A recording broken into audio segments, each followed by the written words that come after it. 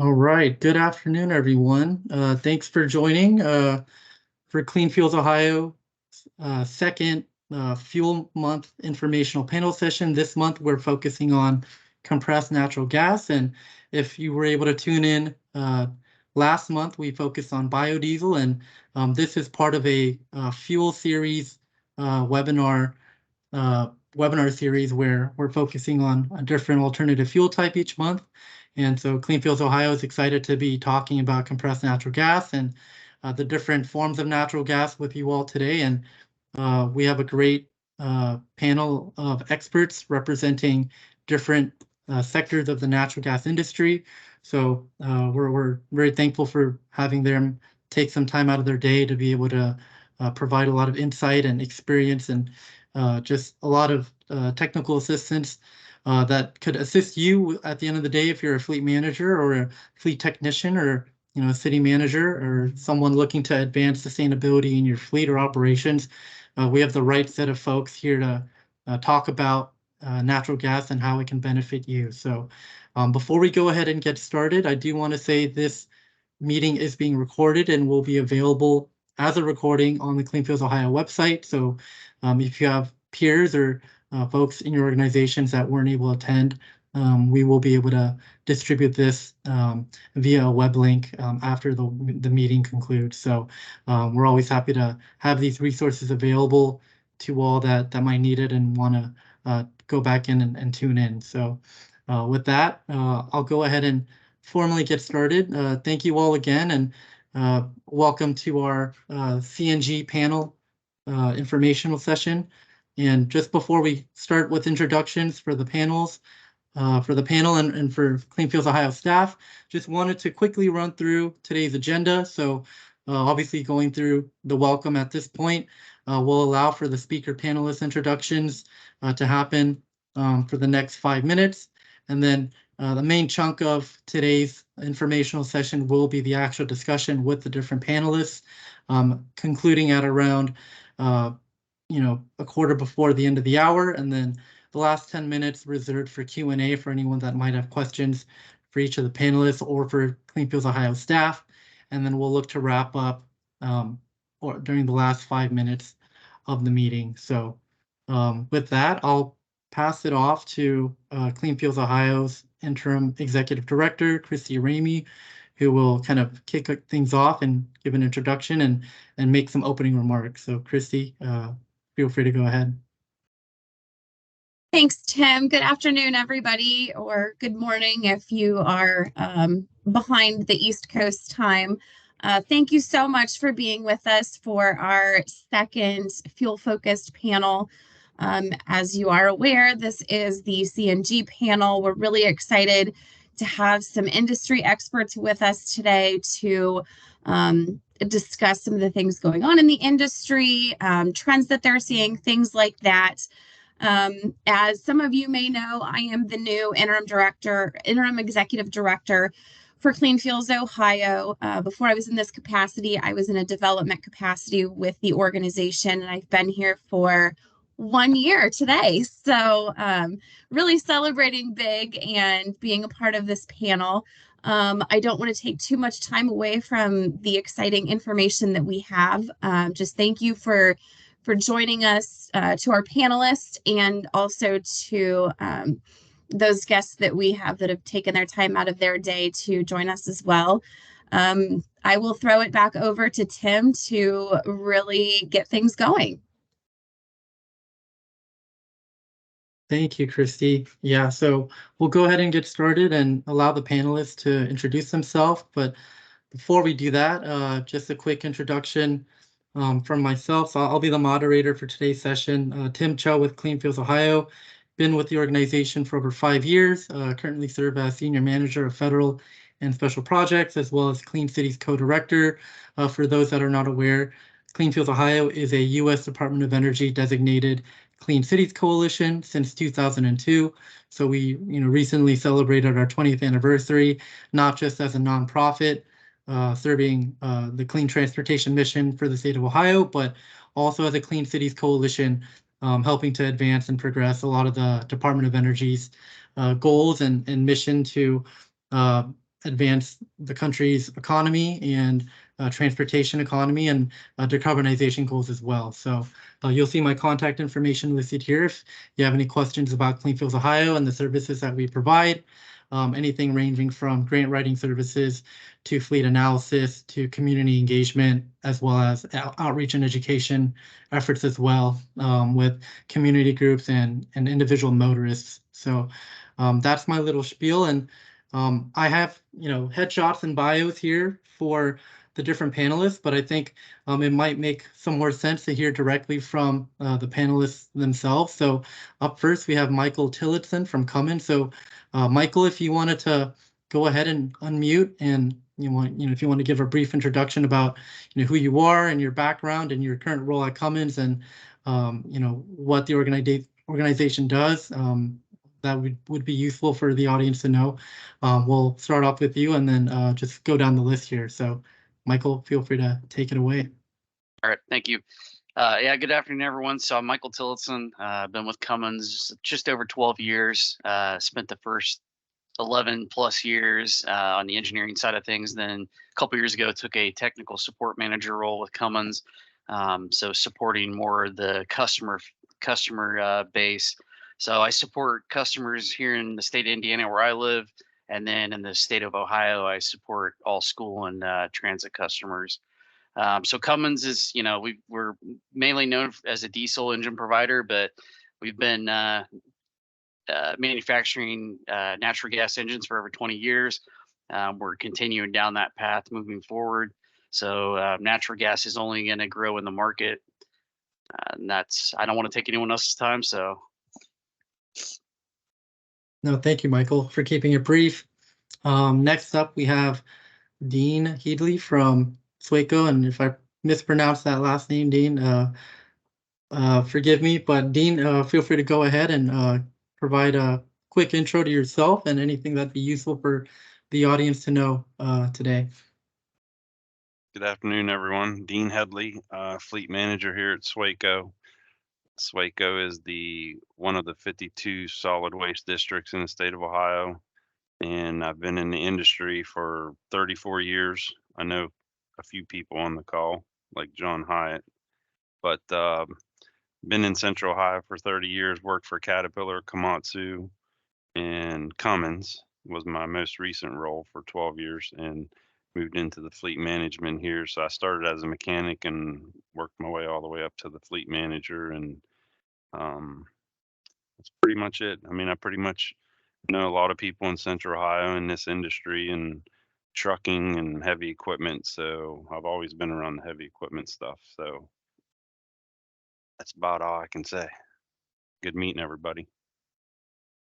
Yeah, thanks for that, Dean. Yeah, it's great to have a local partner represented on our panel today. And certainly we have a lot of great fleet managers that represent CNG users and champions of natural gas as a transportation fuel. So John Hyatt, I believe, is with the city of Dublin, Dean, if that's correct. So yeah, we've worked with city of Dublin and other local governments as well for natural gas vehicle application, specifically for kind of the medium duty application. So would be great to hear kind of insight from other fleets if folks are willing to share at some point during the session. So we'll go ahead and get moving here. We have Kyle Bowman from Trillium, also known as Loves Travel Stops. And Kyle, I'll let you take the floor and give a quick intro. Thanks, Tim. Yes, Kyle Bowman, work with Trillium. I specifically handle business development for Trillium, and Trillium is the alternative fuels division of Love's Travel Shops. We are a full-service alternative fuels infrastructure company, expertise in design, engineering, as well as operations and maintenance of fueling stations, including RNG, hydrogen, heavy-duty electric charging as well. We're headquartered in Houston, and I'm based out of Omaha, Nebraska. And then my previous experience was 12 plus years in the natural gas and water industry at a local utility in Omaha, Nebraska. And we look forward to the discussion today. Thanks, Kyle. Yeah, and for folks, we've worked with Trillium on multiple fronts, and they've assisted us in partnerships and specifically regional partnerships with the national laboratories and other clean cities coalitions. For example, the I-80 Mid-America Clean Corridor, and kind of designating and kind of completing alternative fuel corridor gaps around multiple states that intersect around I-80. And so we work with Trillium and other infrastructure providers on kind of these regional efforts as well. So it's great to know that, you know, we have a partner that not just provides infrastructure for fleets, but also can provide solutions for these corridor applications as well, which is a big part of how fleets will kind of get to that next step of making sure that they have all the infrastructure that they need to continue to progress and expand and scale out in their operations. So thank you, Kyle, for that introduction. And last but not least, we have Dana Adams from the Coalition for Renewable Natural Gas. Dana, I'll let you take a couple of minutes here to give a brief introduction.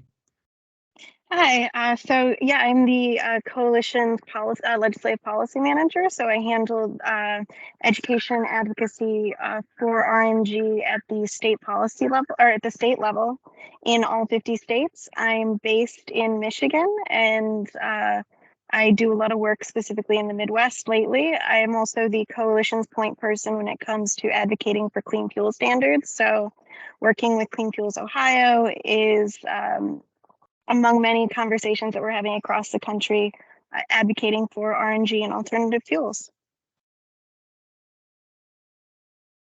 Thank you, Dana. Thanks for that. And there you have it, folks. We have the introductions for all of our panelists. So we'll go ahead and spend, you know, the rest of the session kind of having a discussion. And for folks that are tuning in, we really want to treat this as sort of a 101 type of style of a webinar where, you know, if any of you that aren't familiar with compressed natural gas as a fuel type, we hope to address some of those questions and some of those myths that you might have or have heard. But certainly at the end of the day, just hoping to educate you and have you leave this with takeaways that you can take with you, and just learning more about the different kind of fueling options out there. And there isn't just one type of solution, but many that Clean Fuels Ohio supports, you know, as part of our mission to advance clean transportation efforts across the state. So in this next slide here, I've kind of teed up a couple of questions that serve as basically just placeholders for now, just to kind of get the conversation started. Certainly not going to rely on just this small list of questions, but something to just kind of get folks a little familiarized with what are some of the basic kind of standard questions that fleets and organizations think about when considering natural gas. So I think maybe starting off at the very technical level and giving folks an understanding of what natural gas is and how it's used as a fuel type for transportation applications might be the best way to start. So I guess just before I let folks from the panel start, I have a definition here from the Alternative Fuels Data Center. That's a web page and resource created by the Department of Energy. But natural gas, is basically at its core an odorless gaseous mixture of different hydrocarbons, predominantly made up of methane. It accounts for about 30% of the energy used in the United States. So certainly not just a transportation fuel, but it accounts for a lot of the energy used for the different kind of equipment and kind of utility things and applications that we use for our homes, for our buildings as well as for electric power production. But what we want to talk about here today is how it's used as a proven, reliable alternative fuel to power natural gas vehicles. So when we think about transportation fuel, most of the dominant fuel type is today known as your conventional gas fuel or diesel fuel. And so, really trying to move the conversation to have natural gas vehicles, be a proven vehicle type for fleets that want to advance their sustainability goals is really what we're trying to showcase here today. And so, I think with some of the questions that we have on the board, how is fueling different when using natural gas? What are some of the investments necessary for transitioning a fleet to CNG, and what does that process look like? What are some of the key factors that a fleet or an organization has to look into, such as some of the benefits. What are the benefits that it provides from a cost perspective, but also from a sustainability perspective as well, but also from an operations perspective. And how is the handling and use of CNG different than your typical gas or dieseling vehicle, and what kind of maintenance and safety precautions have to be considered when transitioning a fleet to natural gas. And then some of the other questions that we'll dive into over the next remaining kind of part of the hour is, what role does CNG have for state and national goals to be a reliable, sustainably powered transportation system?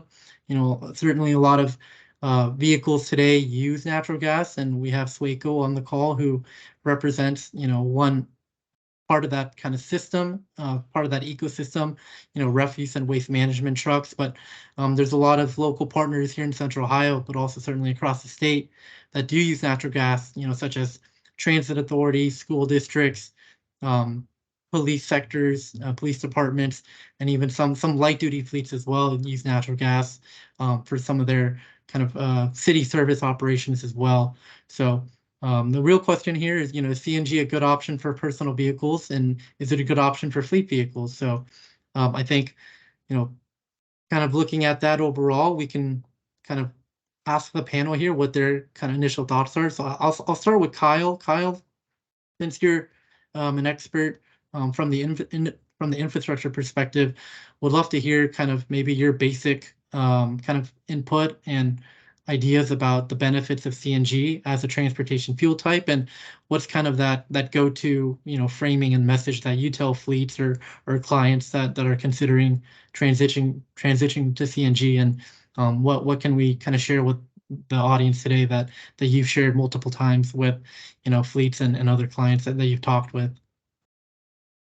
Yeah, thanks, Tim. Yeah, there's a lot of benefits to CNG, and each fleet kind of has their own perspective and own goals within their organization, and that kind of drives a lot of what the biggest benefit for them in operating CNG vehicles is. Is it emissions? Because there's immense savings on emissions, greenhouse emissions, and other pollutants that's reduced compared to other conventional fuels.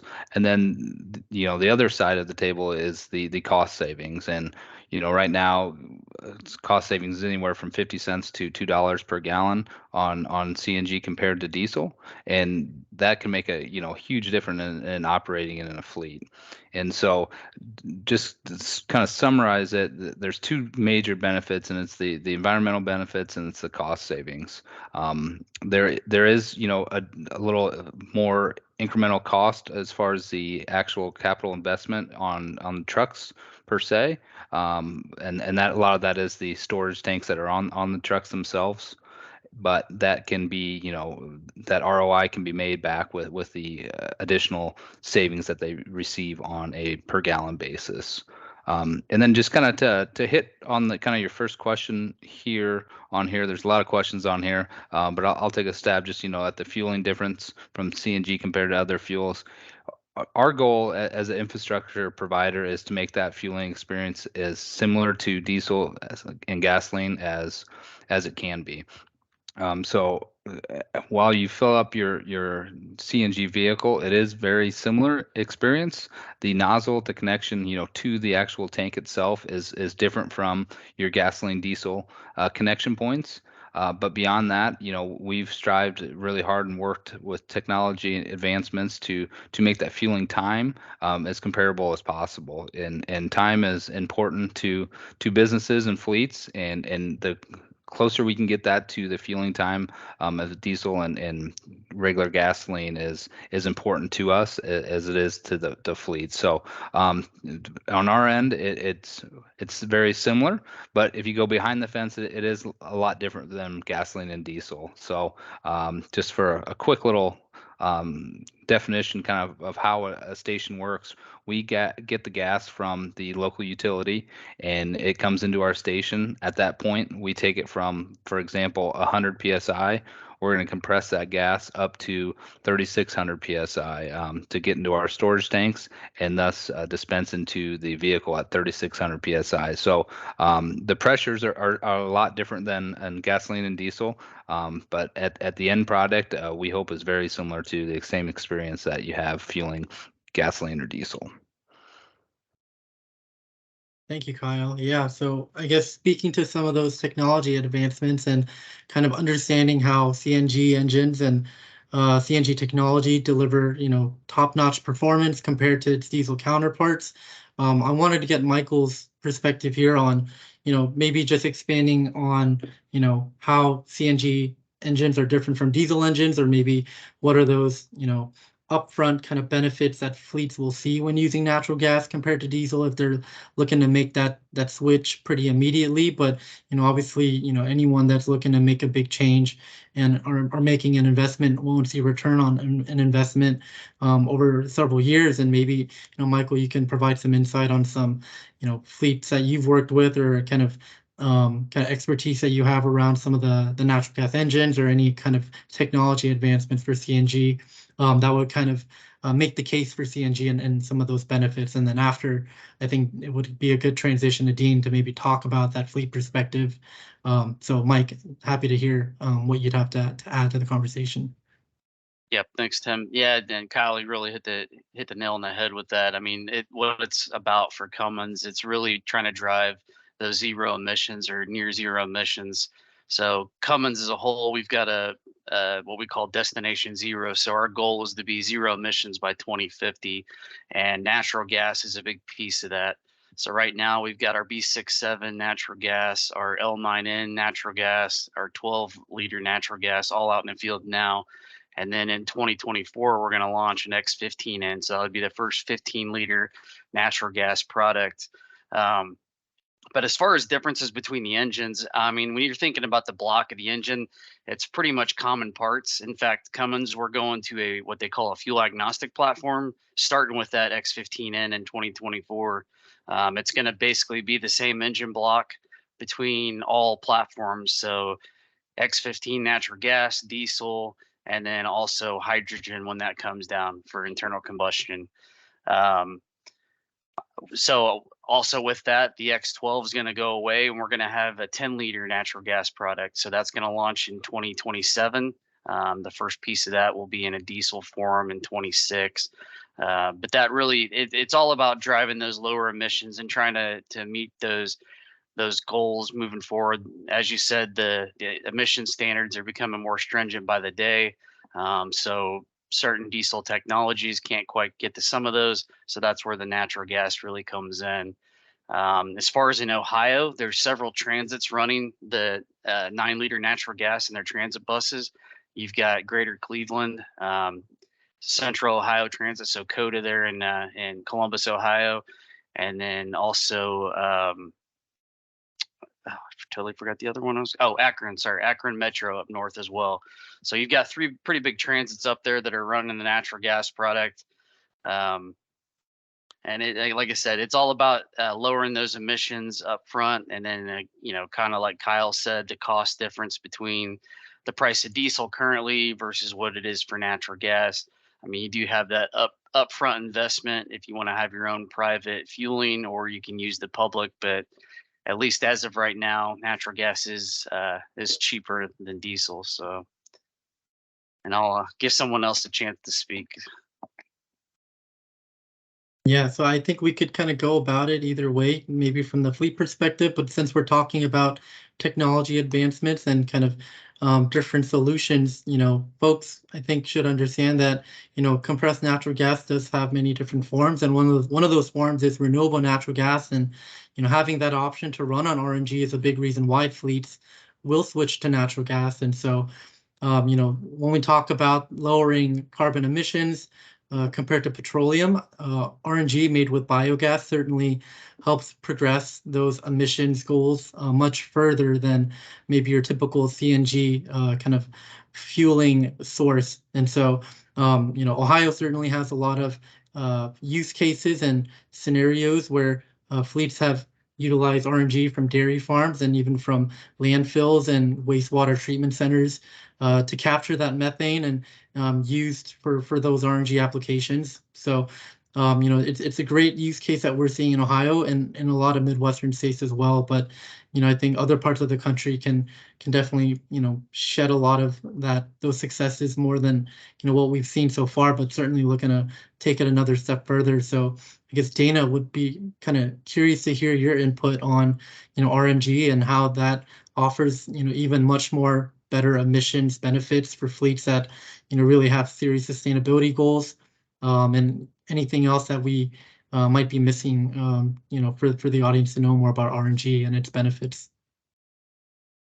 Yeah, of course. RNG provides even greater GHG reduction options depending on what your feedstock is, of course. But one of the benefits is, of course, you're capturing fugitive emissions off of your waste source, such as your manure or your landfill, methane emissions that would otherwise go into the atmosphere. But you are also depending on your feedstock. You can even end up being carbon neutral or carbon negative with your fuels.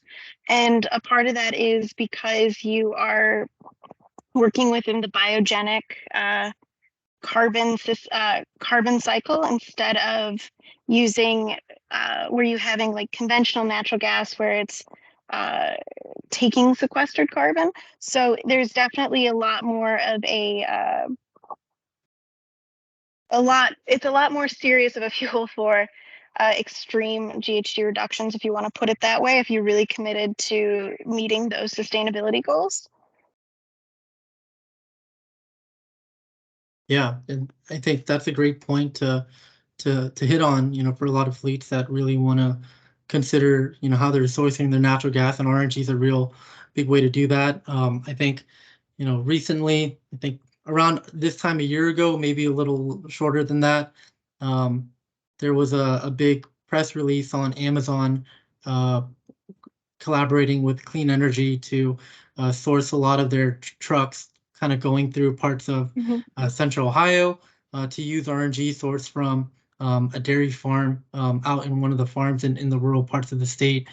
Can't remember which farm specifically, but that's kind of one of the big accomplishments for RNG that was kind of made known to us, and something that's kind of local to Central Ohio, being located in Groveport is where that station is, just maybe like 35 minutes out from downtown Columbus. So that's a great use case as well, and so something that I think will start to grow here in the Midwest as more dairy farmers will start to work with the infrastructure providers for RNG. And so I'll let Dean kind of take a chance to maybe provide the fleet perspective. And, Dean, we've been talking about emissions and we've been talking about technology types and fleet applications, but really curious to know, how natural gas has been for you, in terms of it being cost effective for your fleet operations. Is it cheaper to run? And, are you seeing kind of like specific maintenance issues or problems, or, or are you seeing anything that would, maybe debunk some of those myths, or maybe, if you do want to shed some light on some of the struggles and challenges, nothing's perfect. And I think, the more that we can kind of understand the issues from a lot of these fleets, the more it can help and kind of gain, give folks a lot of perspectives on how natural gas will be used as a fuel type for different applications. But, since from what I remember, SWACO's been using natural gas for a long time, and so it's definitely kind of proven to be a success story. But happy to hear what you've done with CNG and how you've integrated that and kind of scaled that out over at SWACO. Well, thank you, and it's kind of a success story, and it's kind of not, because we don't have our own fueling mechanism, so we have to rely on other locations, Ohio State, City of Columbus, or whoever, to get the natural gas refueled in our vehicles, which we don't maximize the refueling process. So we're doing more of a quick fuel, which limits our loads on the trucks. Because I got 4 tractors pulling tractor trailers, and when they have to fuel, it lessens the loads per day. because of the fueling. And then I have 3 front load recycle trucks so we have 7 vehicles right now that run natural gas, but I am in the infant stages of, from my email yesterday, I think it was, or Monday, of diving into all this to build our own infrastructure. All of my trucks right now, we have 2 transfer stations, one in northeast Columbus and one more like south of downtown. Half the trucks are at each transfer station. So and the shop is on south of 270 on 71. So maintaining a fleet of 40 trucks when they're all in different locations is kind of a struggle. We're building a new office building and a new equipment shop here at London Groveport Road. And I'm going to be bringing all the fleet to this location. Once I do that, then I'm going to dive into building or seeing about converting the whole fleet of 40 trucks to natural gas. Because right now I'm pretty much a majority Cummins power, and we want to have our own fueling infrastructure, the slow fill overnight, maximize the fueling capacities, and just be kind of self-maintained with the landfill gas. So this is all like very infant as far as all that happening. And I think at one time SWACO had their own fueling here, but it didn't work too well and they abandoned it and relied on the city of Columbus and Ohio State University. So I'm getting ready to, all your questions there, that's what I'm going to be doing as far as figuring out what I got to do to convert a fleet, grants available, infrastructure help, support, however. So I'll be doing that here pretty hot and heavy. But Yeah, we do run natural gas. We don't have a lot of problems with the natural gas stuff, and it's pretty reliable. The only thing, like I said, it reduces our load capacity because of the refueling. We don't get the maximum refuel capacities when we do it as the quick fill. And it takes time because we got to go out of our lane to go get it refueled, and then come back into the lane to the transfer station, then load the trucks and bring to the landfill to dump the trucks. So once we get all the trucks here and have my own infrastructure, and everything should fall in line then. So right. Yeah. So yeah, I'm glad that we kind of were able to connect through this panel, and I think we were connected to some folks at SWACO, not too long ago, late last year, and we're made aware of that kind of infrastructure plan to kind of have your own on-site CNG station capacity. So certainly something that we've done before with fleets and can advise on, and happy to kind of further those conversations. But, since we're, kind of a technical resource, we also love to lean on a lot of these industry experts and, infrastructure providers such as Trillium and Cummins. So I guess Kyle or Michael, just kind of using Dean's kind of quick story here about his experience about wanting to transition to his own kind of on-site natural gas infrastructure station. What would be like I guess, pieces of advice or top things to consider when transitioning that infrastructure side, so that he's ready to understand what kind of assets he'll need to think about and have ready to make sure that transition is seamless, maybe from a financial perspective, they're ready to go and they have the capital ready to build. Maybe if they don't have that capital, they'd be leaning on, certainly finding some grant or incentive funding to kind of, help cover some of those costs, which Clean Fuels Ohio also has experience with, and have successfully been able to, work through EPA grants to award some fleets some funding. But curious to hear, maybe Kyle first and then you, Michael, on some steps that, Dean can take, and some kind of knowledge that you've shared on to fleets such as, like a SWACO, a waste management refuse type of fleet, maybe someone similar in that kind of space where they're running that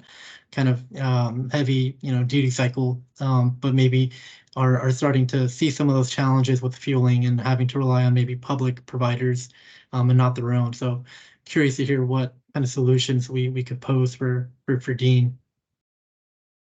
Yeah, thanks, Tim. Yeah, there's quite a few options, and totally understand, Dean, your challenges with fueling over the road for your trucks, especially if they're stationed at two different parts of the city there, and fueling can be a challenge if you're not close to a fueling station, and that's where private or on-site fueling is a great solution.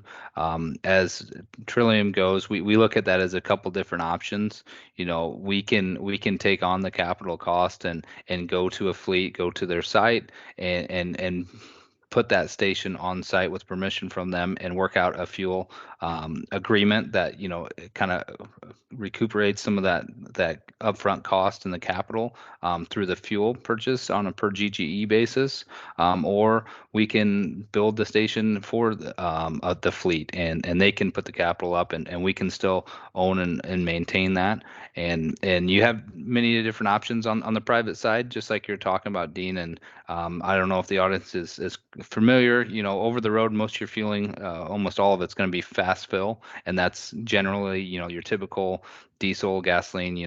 10 to 15 minutes for a large vehicle to fuel their needs. But as Dean mentioned, there is slow fill, which many municipalities and transit fleets operate with, and what that is they're going to be plugged in. These vehicles, transit buses, are going to be fueled overnight and for a slow amount of time.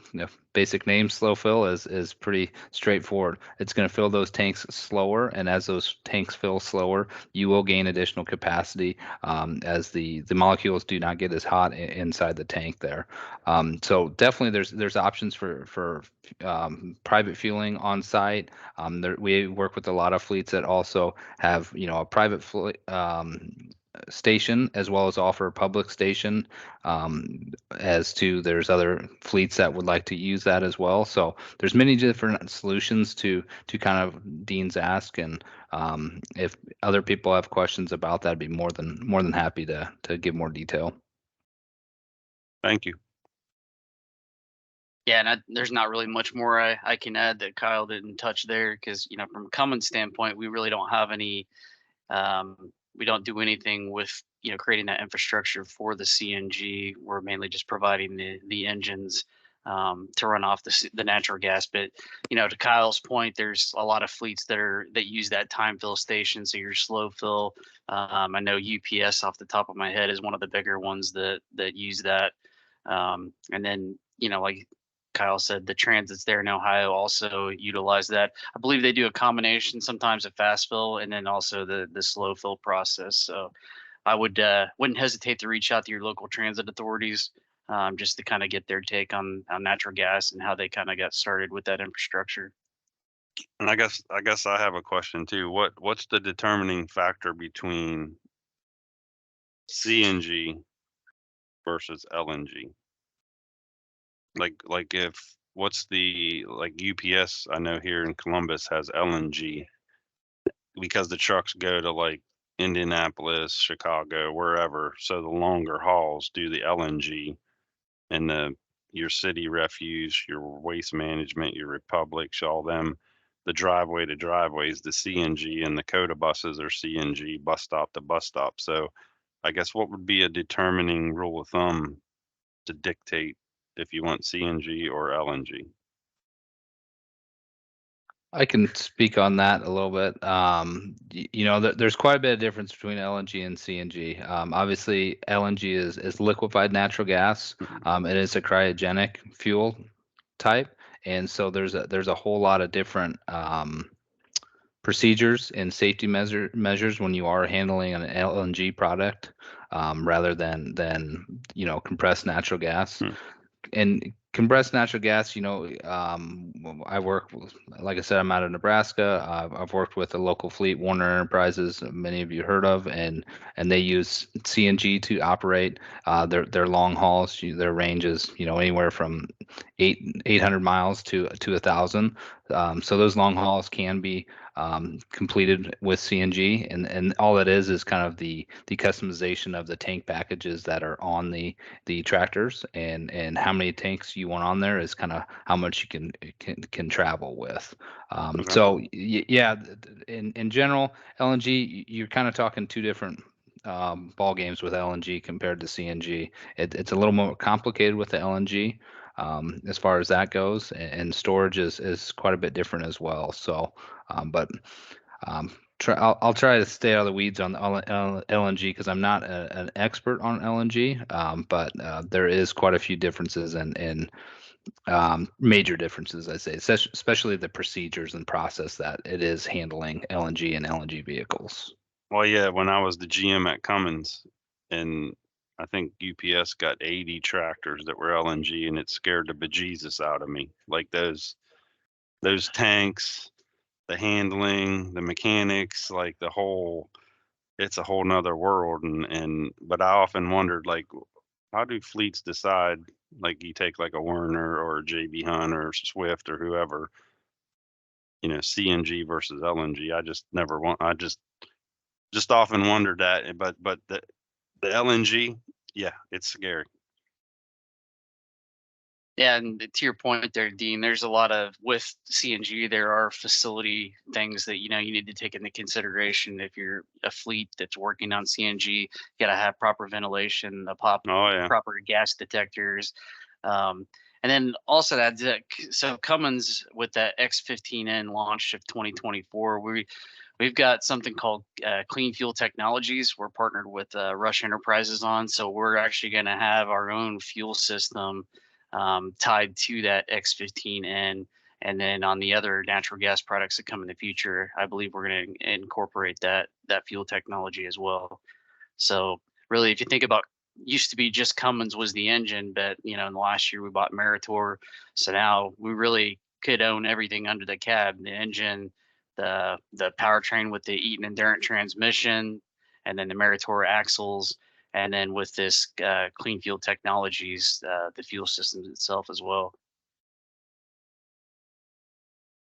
Yeah, I think this is all kind of great, and thanks for kind of unpacking maybe at a high level the LNG application, and certainly you see these vehicles that say liquefied natural gas vehicle, and you can't help but wonder, well, what does that mean, the difference? So thanks for clarifying that, Kyle, Michael. So I'll throw it back to Dana here. Dana, if there's anything that you think fleets can take from the RNG use case, and specifically, if they're interested in kind of forming a kind of a public-private partnership, if they're like a maybe like a municipal fleet, or maybe even a private fleet, and they're looking to, if they're in Dean's situation and they're looking to create their own infrastructure, I guess what are some, success stories or lessons learned that you've, I guess, taken nationally or even from the Midwest, from our neighbors, maybe in Michigan or in other states, or even work in Ohio that you might be familiar with,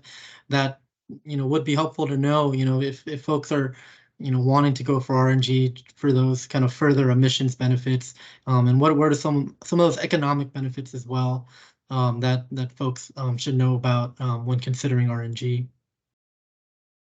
Yeah, I would say that one of the best options is to look at what programs your state or municipality might provide, depending on which side you're coming from, whether you're private or you're a local jurisdiction. More and more states are providing tax credits or tax incentives or abatements and grants for things such as purchasing equipment, either for fueling infrastructure or updating their fleets. I know in Texas that there is a program specifically with around the Houston, Dallas area where there are grants offered to switch over to natural gas vehicles, for example, and to upgrade your vehicles, your diesel to natural gas trucks. So there's a lot of programs like these that are being offered more and more by states as they recognize that decarbonizing transportation is going to be one of the quickest ways that they can address emissions overall from this sector. And another thing, of course, is also really pushing for statewide policies such as clean fuel standards that incentivize producers to come to different states to sell and set up their own infrastructure there as well. So, and this is something that several states in the Midwest are currently considering, such as Illinois, Minnesota, and Michigan, for example. So it's really a long-term strategy to incentivize producers to come to these states, where then it'll also be easier for fleets and other groups to then convert their technology over or adopt RNG as it becomes more available. Thanks, Dana. And I think something that's really helpful for folks to know is that there's a lot of great helpful resources on the RNG Coalition's website. Something that I found very helpful is your map of existing RNG facilities across the country, but also in Canada. And I think there's currently 22 existing RNG facilities in the state of Ohio, and so that's a great number. And I think we're always hopeful to see that number expand and grow. And just wanted to make folks aware that there's a bunch of great white papers and resources and kind of fact sheets that the RNG Coalition has developed to kind of further kind of narrativize that use case and benefit for RNG.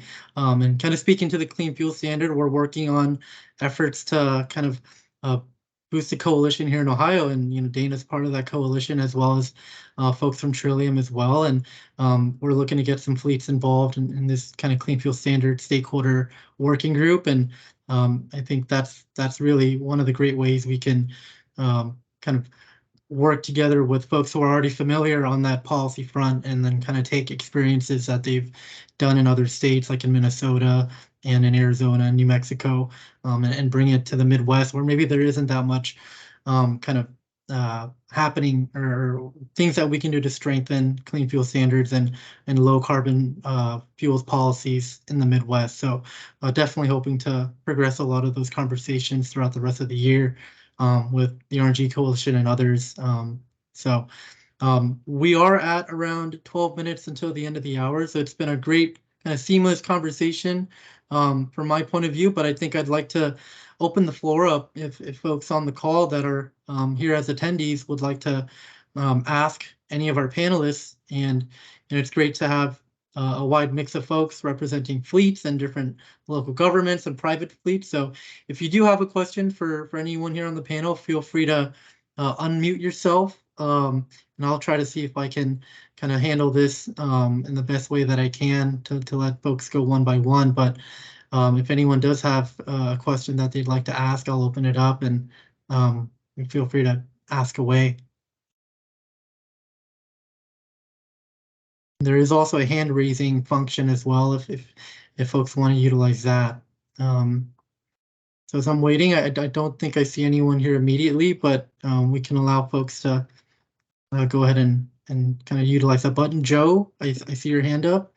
Feel free to unmute and kind of introduce yourself and ask your question.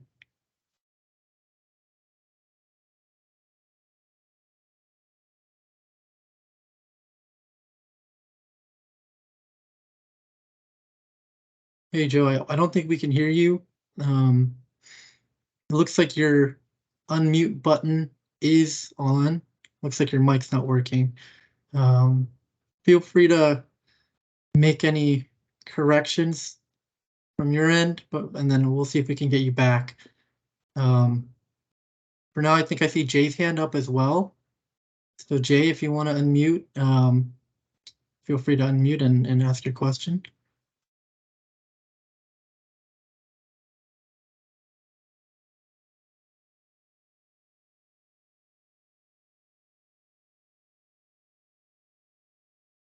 We might also be having technical difficulties. Nah, There it it's is. technical. It was strictly my mind wasn't working right. There it is. Okay. Jay Bowman from ePower. We're currently working with Cummins right now with a natural gas electric hybrid. And I'm wondering if we could reach out to some of you people independently afterwards and maybe get a little additional information. Yeah, so you said you're working with Yeah, we're working on replacing diesel engines, doing Okay. retrofits with your 12 liter natural gas near zero engine, and then Okay. installing our electrification hybrid kit on it, which adds 75 miles full electric range along with the parallel hybrid system. Okay. Do you know who you're working with from Cummins on that? Yeah, I don't have his name. He's their general sales manager out of Columbus. And then we're also working with an application engineer out of Columbus as well. Okay. Is it Dan Lyon by chance? I don't believe so. I believe his name was Columbus, Ohio, or Columbus, Indiana? Columbus, Indiana on the Michael. Oh, okay. Right.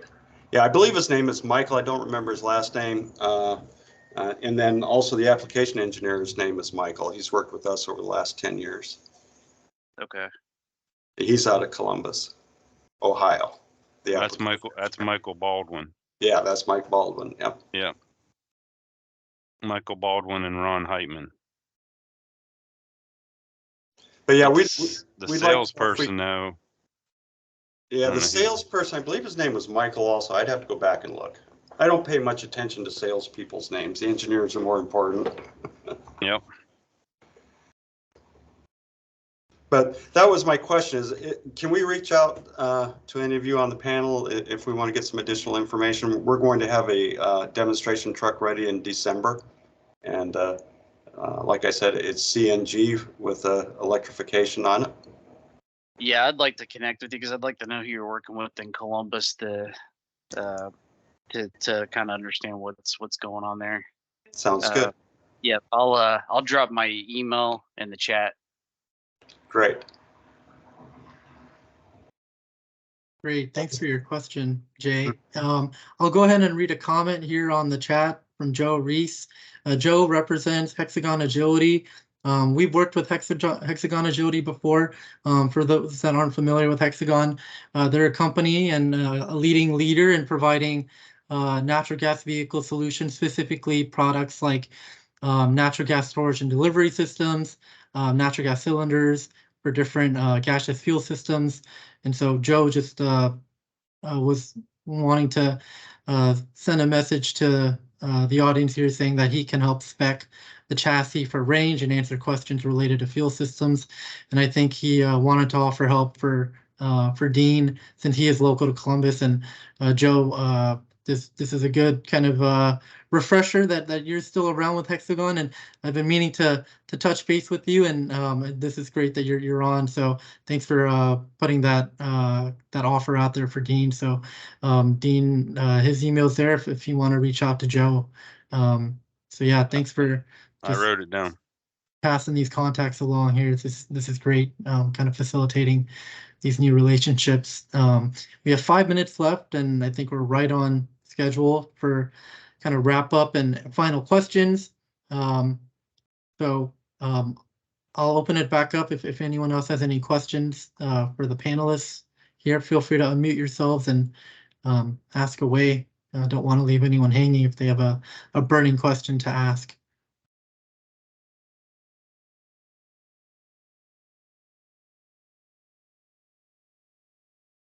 Yeah, so I guess folks do want to take that chance during the last couple of minutes here before, we do. I guess any final remarks from the panelists. I know, this hour felt really short, to be honest, and I want trying to do my best to kind of divide and conquer on a well kind of balanced level, but just having these conversations where we're talking very technical things, you realize the time goes by really fast. But really appreciate each of the panelists for giving their remarks on their different areas for natural gas. But I guess going a quick fire roundtable, starting with Kyle and then Dean and then Dana and then Mike, and just any final remarks that you'd like to throw out there any opportunities that you'd like to make folks aware of, for those that are in Ohio or maybe for anyone else just based in the Midwest. So Kyle, you're up first, and then I'll let Dean go next.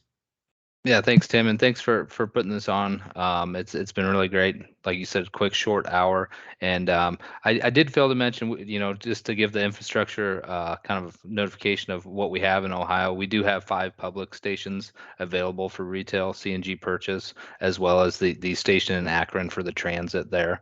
So we have a really strong presence in Ohio, and we're always looking at opportunities, just like Dean you spoke of. Always looking at opportunities of building new stations, either at Love's travel shops or at standalone retail stations, or as well as private stations. So really appreciate everyone's time. It was great meeting everyone on the panel as well. Thanks, Kyle. Dean, you're up next. Any final remarks or opportunities? Again, thank you for including me in this and reaching out. And I think it's great to mingle and meet new people and bounce things off one another, and looking forward to moving forward with this as we grow and as I take on my adventure into what I have to do for my fleet. So it's great meeting y'all. Certainly, and we're always excited to bring in a fleet perspective to these conversations, since that tends to be our bread and butter audience for a lot of these webinars. So really appreciate your perspective. Dana, any final remarks or opportunities that you'd like to shine and showcase to the audience here? I would just like to say thank you for hosting this, and it was a great opportunity to talk a little bit about RNG and how we can use CNG and CRNG to decarbonize transportation. Great, and we'll certainly be following up with you folks on clean fuel standard stuff and any other future opportunities where we'd like to showcase RNG more, because there's a lot of fleets that are kind of knocking at our door, just wanting to learn more and about those credits and things that will take shape through statewide programs. And I was doing some quick research. There's nothing kind of built into the Ohio EPA, regulations for RNG yet, but I think with kind of the headway we're making with kind of just building a lot of support for a coalition, we can hopefully with our partners at the EPA kind of get something built into some of their policies and their regulations for RNG. So really appreciate your input and your participation. Mike, anything that you'd like to add for opportunities or partnerships or anything that folks should be aware of from Cummins side as we wrap up? Yeah, like was echoed with everyone else. Appreciate the invite for the call, and now I just know that just to reiterate, natural gas is definitely a good opportunity to put in your fleet.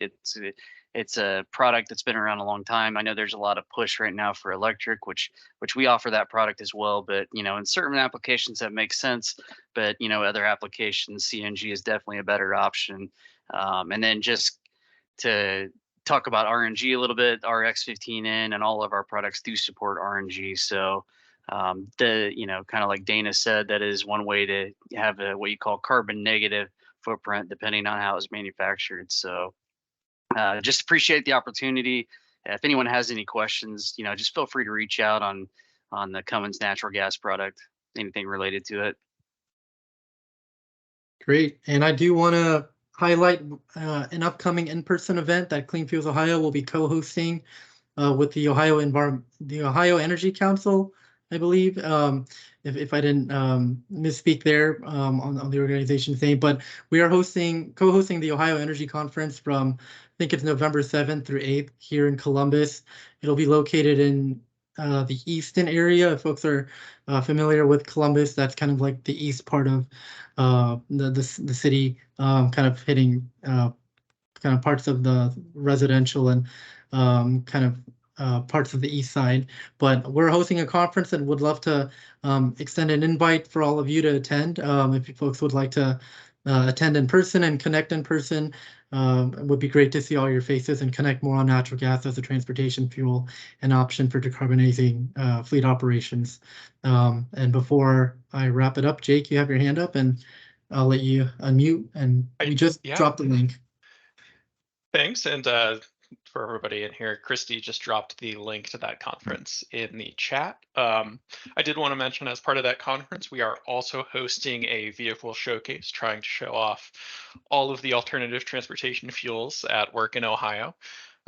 So if your company or your fleet happens to have an alternative fuel vehicle that you would like to show off, we'd love to talk to you about having it at the conference. So please feel free to reach out to either Christy or I about that. All right, with that, I think that's the last word. So thanks, everyone. Thank you, Dana, Kyle, Michael, and Dean, and thank you to all that attended. We'll have this recording of the informational session available on our website. So thanks again, and have a great rest of your day, and hope to connect with you very soon. Thank you all. Thank you.